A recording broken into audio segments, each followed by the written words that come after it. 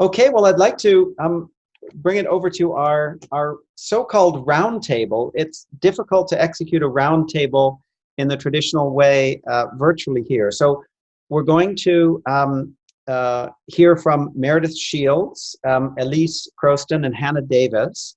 And I'll hand it over to Meredith first. Meredith is our managing director at Sorensen Impact Foundation, an organization that I know well. Sorensen invested in my company in India many years ago, and Jim Sorensen himself, the founder, is an impact entrepreneur and an investor. And Meredith has been leading their investment work there for some time. So Meredith, I'll hand it over to you. You can take control of the screen. We're going to let each of you present for 5-7 minutes or so, and then we'll get together again for a bit of Q&A. Wonderful. Nice to see everybody. Okay, you know what? For the sake of time, I'm going to go ahead and launch into my slides. This is going to be a brief overview of Sorensen and our work, namely with a quick video that I think conceptualizes what we do and why. But specifically, we are impact investors out of 2 different portfolios, and I'll go into that a little bit later. So let's see if I can share here.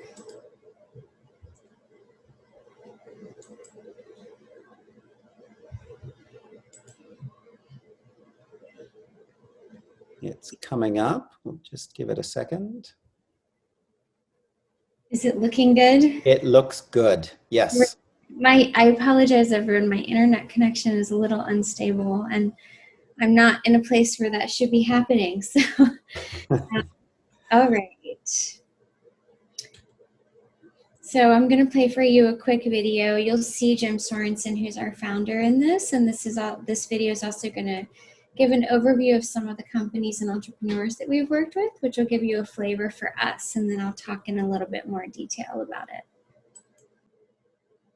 Today, urgent global challenges seem to loom larger than ever before. Liberia had an 80% unemployment rate, an 80% poverty rate.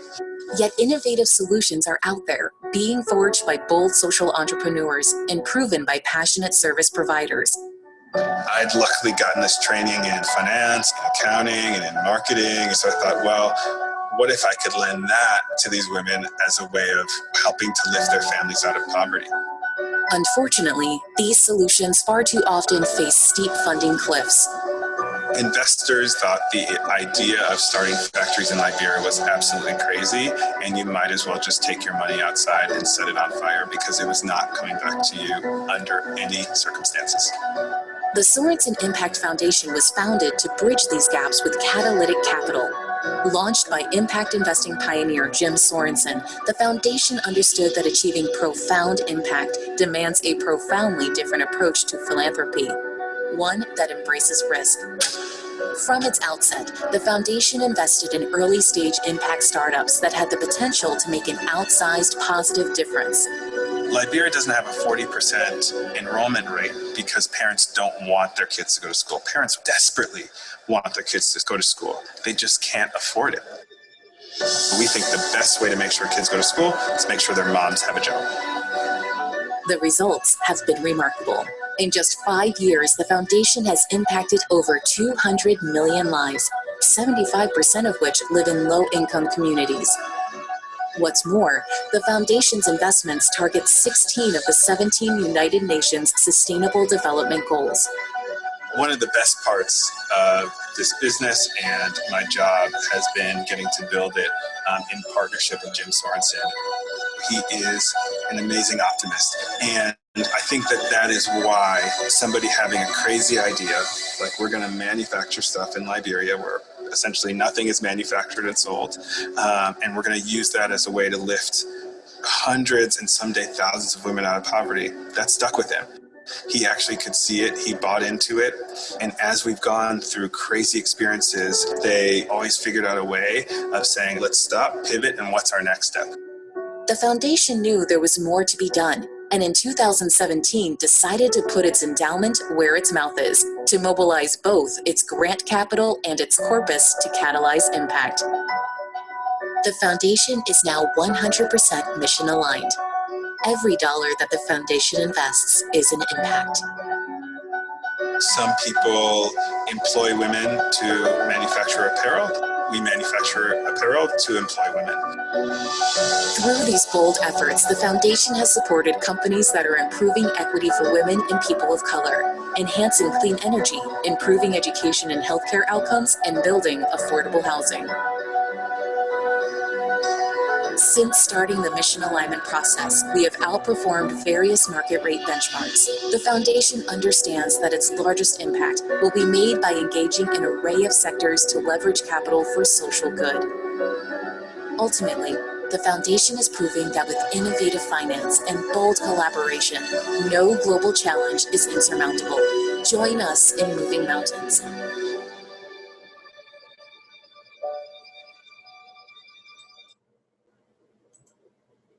Today,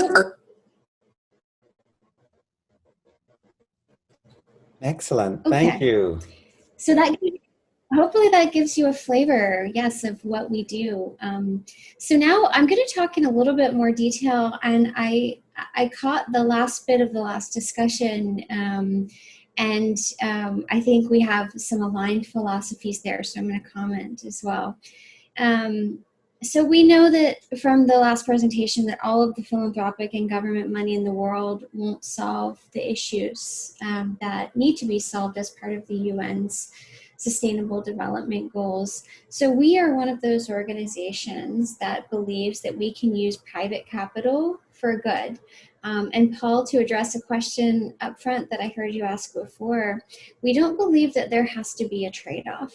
We believe that you can do double duty with your money and make investments in financially viable and profitable investments while also doing great things for the world. So as an impact investor, we have two portfolios. So we're a foundation. And like every other foundation out there, we have an endowment that sustains the foundation and has to grow every year in order for us to be able to continue to disperse funds.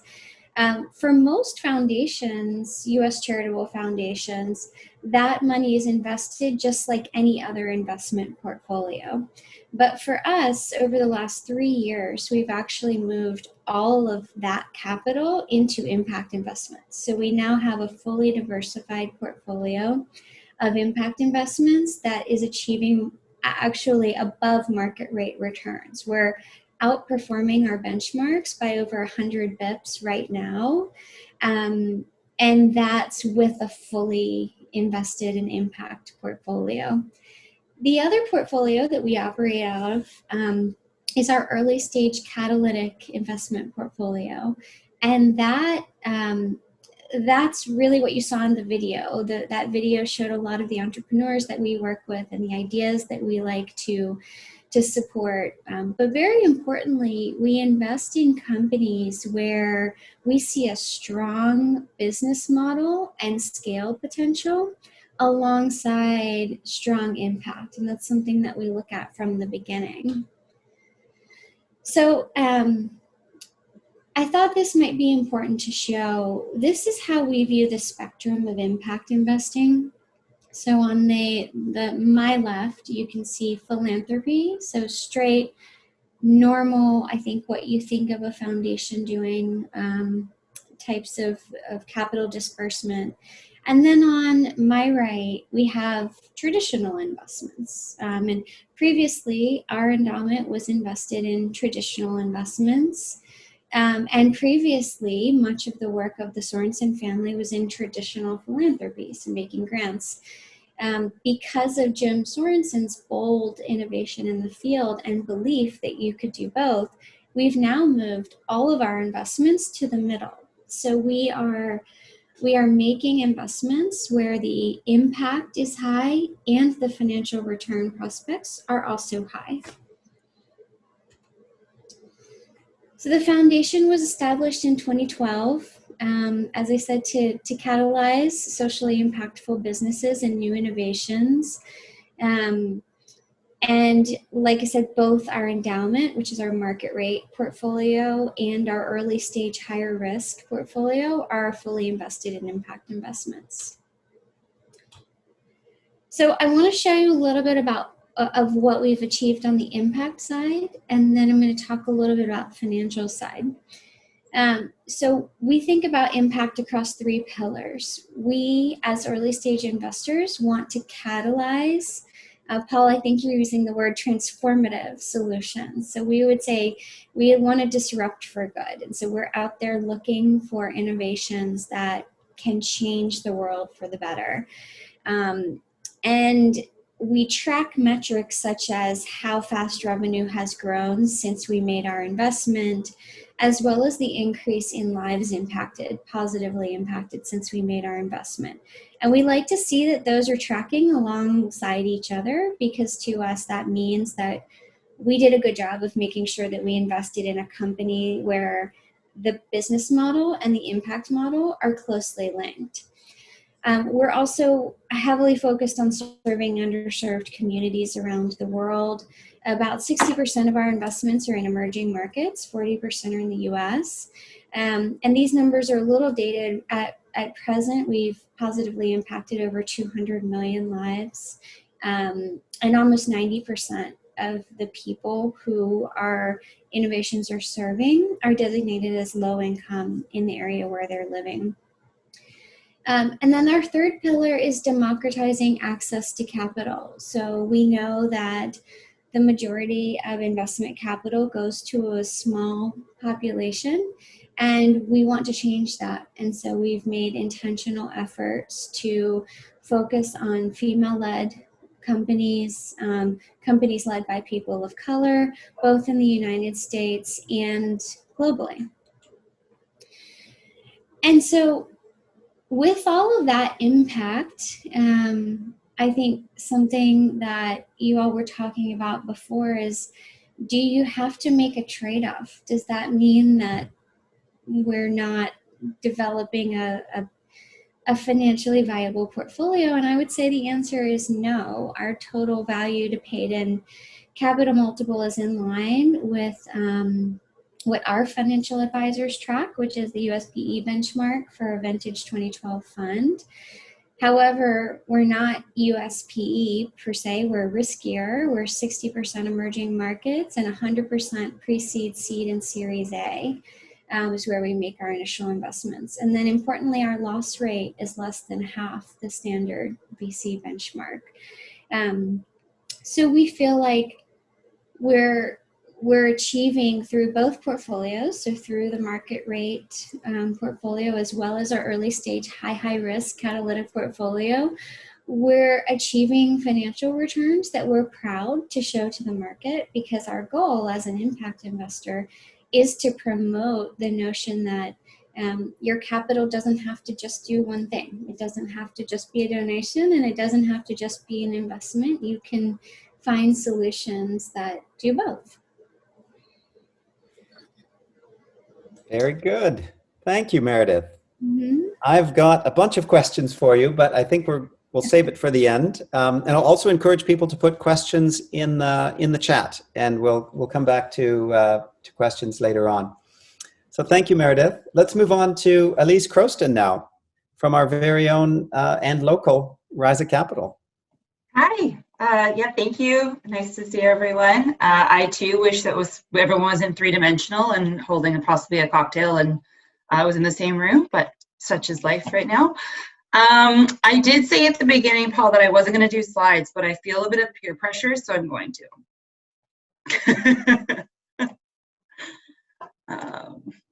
Go for it. Okay, are you seeing my screen here? Yes, yeah, it's coming up. Go into present mode. Yes, looks great. Okay, and you're seeing just the one slide, not the Correct. slide? Yeah. Wonderful. Yeah. Okay, thank you. So hi everyone, coming from Risa Capital, speaking in a local context, and I just heard my dog start to squeak, of course, as soon as my microphone is open. So Risa is an impact investment fund based here in BC.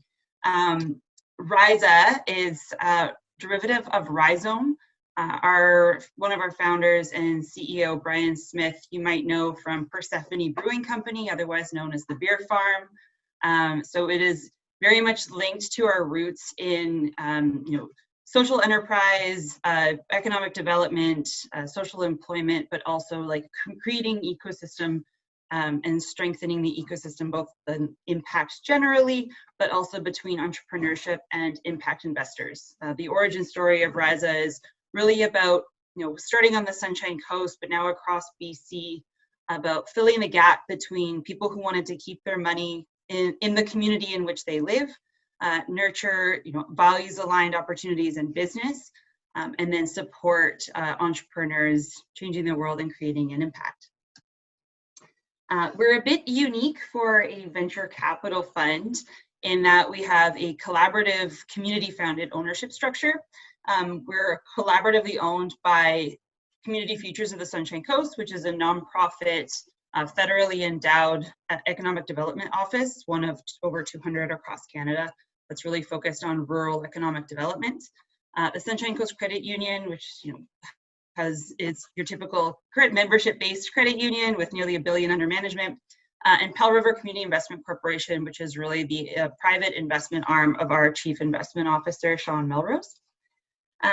It's been a big year for Risa. So we started as very hyper-local, and then in 2019, we decided that with growing portfolios and a model that was working, that we were going to shoot for exponential growth. So we secured in late 2020, our next institutional investor, which is a partner that we're very proud of, the Telus Pollinator Fund for Good, in our Coast Venture Route 3 fund, which is currently open for investment. Is now anchored by the Telus Pollinator Fund. And so that brings a lot of opportunity for us, being a regional and relatively small investor, but now we have some institutional heft behind us. And they've really been a great partner. And I like to share this because Brian never would, that one of the things when I say that Risa is about building ecosystem opportunities, he wasn't satisfied with just pursuing Telus as a potential investor into our fund. He helped them create their own fund, from which we were one of the inaugural investments. And Brian is also an advisor on that fund. So we, very much similar to the VANTEC E-Fund, we are a venture capital corporation. So we invest exclusively in BC-based companies that are eligible business corporations. I could throw more acronyms in there, but I won't. But we're really proud to be investing locally, not only because that's really true to our mission and our origin story, but also because BC, as we all know, is a wonderful place to keep your money, especially if you want to create world-changing impact, but also venture scale returns, which is very much our mission. And on the investing exclusively in BC note, and I'm very happy for the invitation to speak here, because I don't feel like I'll have to defend that there's adequate deal flow when you're only looking at BC. Which is something that comes up when we're speaking to national institutional investors. But as we all know, there is no shortage of wonderful entrepreneurs creating, scalable and impactful businesses in British Columbia. We have a seemingly endless pipeline of opportunities. And one of the changes that we noted through 2020 and through COVID was that us and our mission being hyper local and regionally focused wasn't something that we had to justify as much anymore, because through COVID, what we're seeing is people, especially individual investors, are really attuned to local economic development, to economic recovery that is aligned with sustainable development goals, but also in the communities in which they live. So really happy to welcome new investors into our CVR3 fund. But in terms of the impact, in terms of, little lag there. So in terms of our impact, because we are geographically focused, we're generally agnostic on the SDGs in which we invest. But the ones that you'll see brighter here, 2, 3, 4, 8, 10, 11, and 13 are really what we see as hyper investable. And the portfolio companies, we have 6 companies in the CVR3 portfolio now. And I'm actually digging into their impact metrics as for our annual report right now. And what we really invest in is catalysts for greater impact. So there's a large representation in our portfolio of intermediaries that support participatory democracy, the nonprofit and charitable sector. And in that way, we're able to make focused portfolio investments into catalytic technologies, but those technologies are leveraged to help scale impact on a massive scale. So what I have to dig into like my exact metrics, but in 2020, the companies in our CVR3 portfolio, they were catalysts to help over 1,500 different organizations. And those organizations span from economic development, education, and also a lot, very heavily weighted in climate and environmental issues. We also look at companies, we want to make sure that we're taking an equity and just transition lens to everything that we invest in when we're creating a portfolio. So while we're not specifically only investing in any one demographic group, we do look at justice, equity, and diversity across the portfolio from boards to staff, and we help the companies that we invest in, really go on like a justice, equity, and diversity inclusion journey. Risa itself is a B Corp, and we have several B Corps in our portfolio, and so we kind of help steward them along the B Corp journey, even if that doesn't result in certification, but even just like looking at the different things within their business. So it's not only the product, and we intentionally invest in companies where the impact is the revenue. So as revenue and they, as they become more financially successful, the impact grows because it's directly linked to the revenue. But because we're also, funding companies in BC and where we all live, we want those companies to be outstanding employers, to be, creating meaningful work for people at home, and therefore we're, in the context of COVID, doing an economic recovery, but, economic development that is values aligned both on the product side and internally. And so I'll leave it with, we're still raising a fund, just like eFund, if you're, either a business or an individual paying taxes in BC, you get a 30% refundable tax credit from the provincial government. Along the lines of wanting to be democratizing access to impact investing, you do not have to be accredited to invest in CVR3. We have an offering memorandum and a modest minimum commitment. And the opportunity will be open until the end of the year, with the next closing coming up at the end of April, actually. Excellent. Excellent. Thank you, Elise. Okay, we'll come back with questions in a moment, but let's hand it over to Hannah Davis of Techstar's Sustainability Accelerator. Over to you. All right. Great. Well, super excited to be here today. Thank you for having me. Quick background on me. I've been the program director for the Sustainability Accelerator since it began in 2018. I'm also the co-founder of a nonprofit called Climate Raise. We connect active investors to female-led climate tech companies. And I run a seed angel investing event here in Colorado in the Rocky Mountain ecosystem. I used to run an accelerator for women-led startup companies, so I've been in the space a while. I'm going to start by talking about Techstars, and then I'll talk a bit about the Nature Conservancy, and then I'll talk about our collaboration. So just for context, Techstars was founded in 2016, and how do I switch these slides? There we go. And we're an organization that helps startups and entrepreneurs succeed at every level of their journey. So we really work from idea stage by running things like Startup Weekend and Startup Week, to seed to Series A in our accelerator programs, and then beyond with our investment support. And we work with corporates, nonprofits, and communities to help them build entrepreneurial ecosystems. Our bread and butter really is our accelerator programs, and we have, I always lose track, but I think we have around 50 of them globally right now. And I work on one particular one, the sustainability program, that is located in Colorado. So a bit about numbers of Techstars. So we've over $9 billion of funding have gone to our alumni company.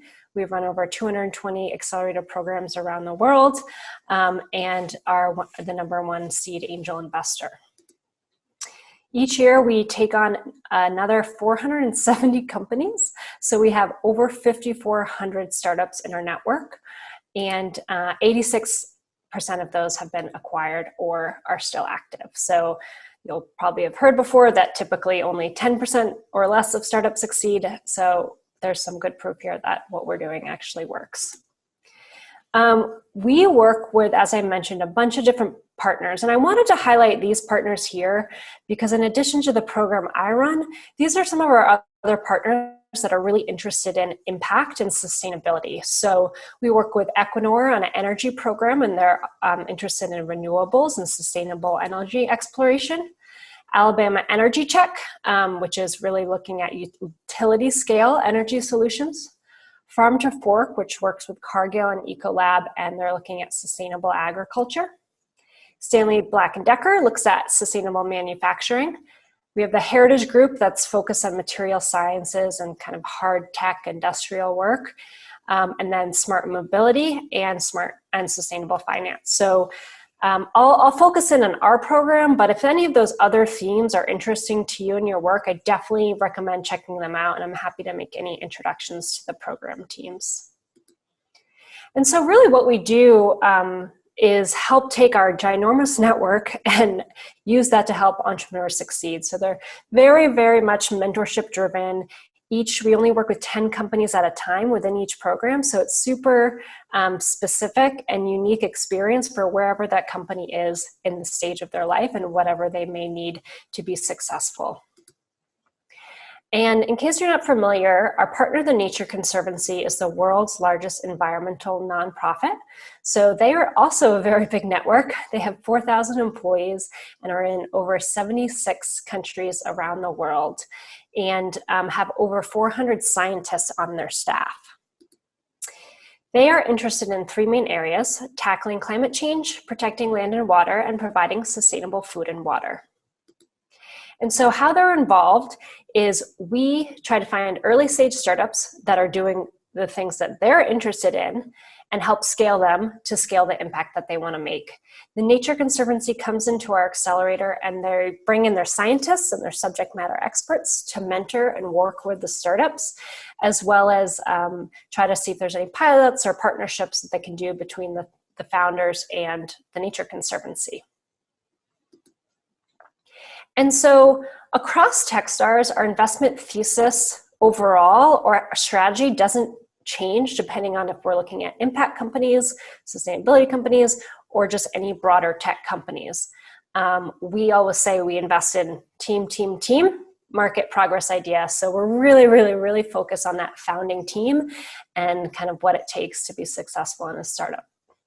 Within our program, this is a high-level view, and I can put in the chat some more details on our investment thesis. So for climate change, we're really looking at nature-based solutions to climate change.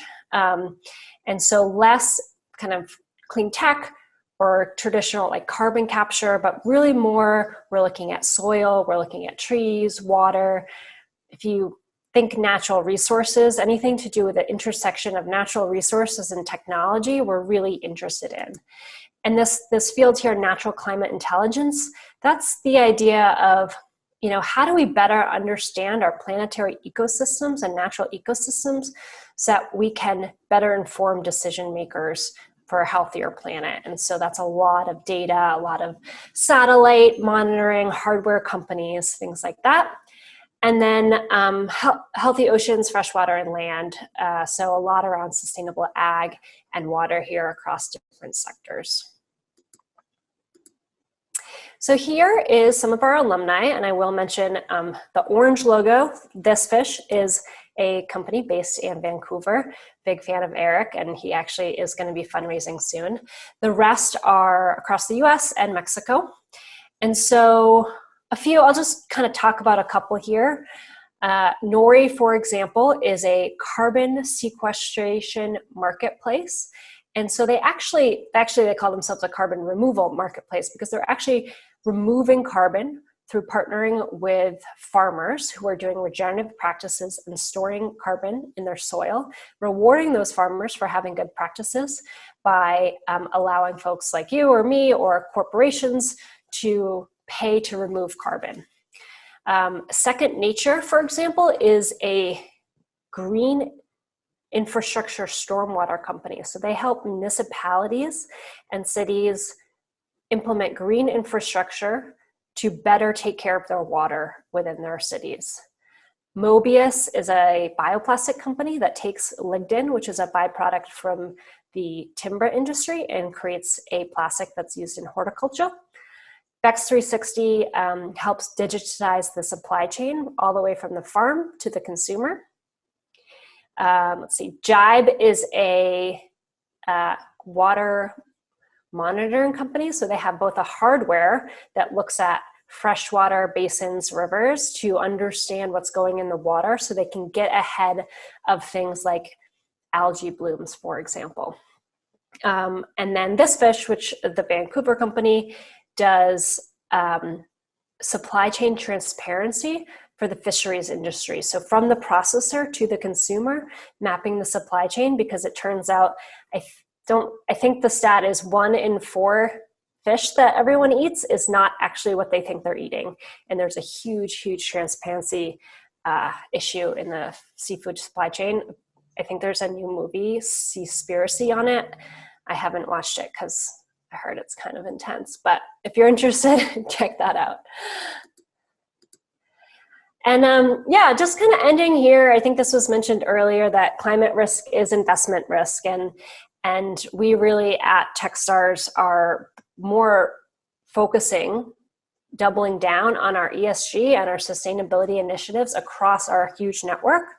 Because similar to the other folks, we really see a huge opportunity in the space for investors, for founders, for partners. There's a lot of work that needs to be done, and there's also a lot of people that are going to make money from doing this work because of the demands. And we are really grateful to get to work with amazing founders who have what it takes and are willing to do the hard work to not only create good businesses and places to work, but to create real impact.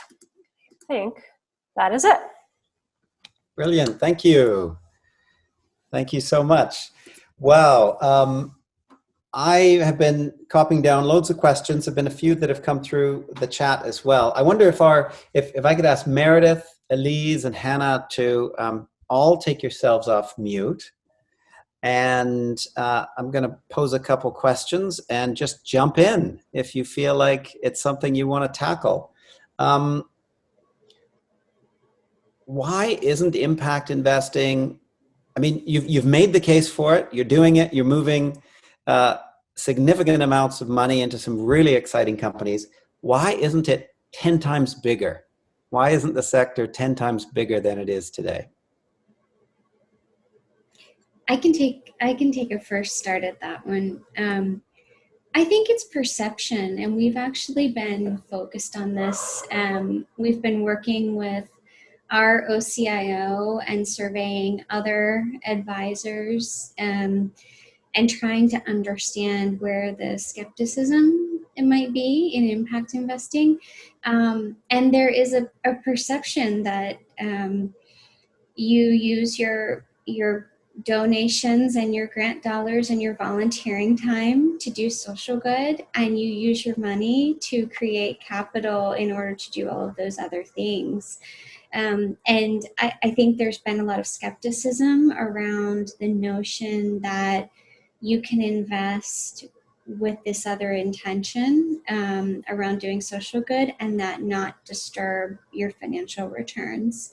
And that's, again, why we feel like it's important to publish performance and metrics in order to demonstrate that that's not necessarily the case or doesn't have to be the case. But perception's my answer to that. I'm curious what others think.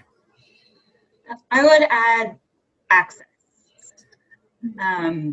Traditional banking products where most people's largest investments are excluded from what is traditionally thought of as impact.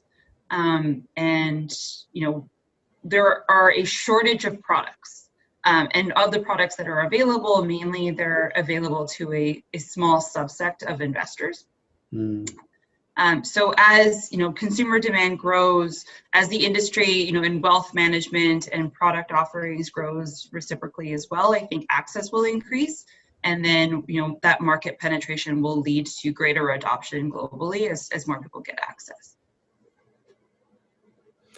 Okay, I've got another question for the group. Can you give us an example of a business that you said no to? You don't have to name names, but said no to because you didn't see that the impact element wasn't strong enough for you. We generally are not, we don't invest in, where impact is kind of an add-on to the business fundamentals. So I'll use like a one-for-one model. Like we sell a pair of shoes, we give away a pair of shoes. That's not intrinsic to the business model or to business growth. It's more on the marketing side. And so for us, that wouldn't be an eligible investment because we're not catalyzing impact that can scale along with revenue growth. We're similar. We didn't say no, but we said not yet to a company that it's an e-commerce company serving East Africa that had their intention, and the founders are very impact focused, was to serve low income consumers, but looking at their numbers, in fact, they were mostly serving higher income customers. And so our feedback to them was, we're interested in how you figure out the business model of serving the most vulnerable. And once you can do that, then come back to us. And they did a year later, and now we've made 3 or 4 investments. We've said no to a bunch of personal carbon tracking apps.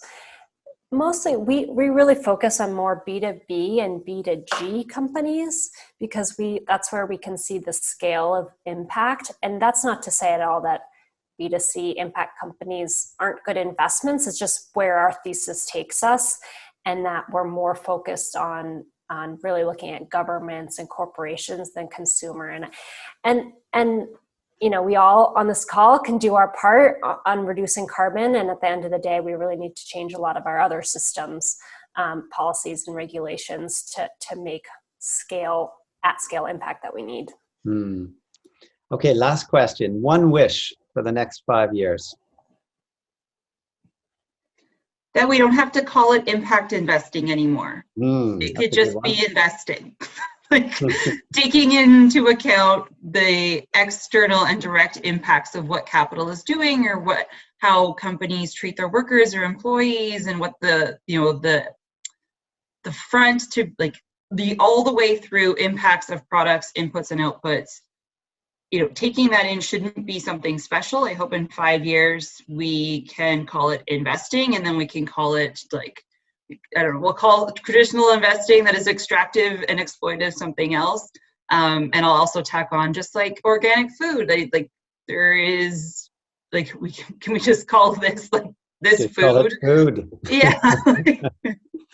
Excellent. Anyone else? I'll add a big +1 to all of that. I really hope that in the climate tech world, as I see is speeding up so rapidly, which is really, really, really great, that as we also focus on greenhouse gas emissions, carbon in, carbon out equation, that we don't forget about the importance of biodiversity in our natural systems, and that not being left out of the conversation and the work that's happening. Mm-hmm. Excellent.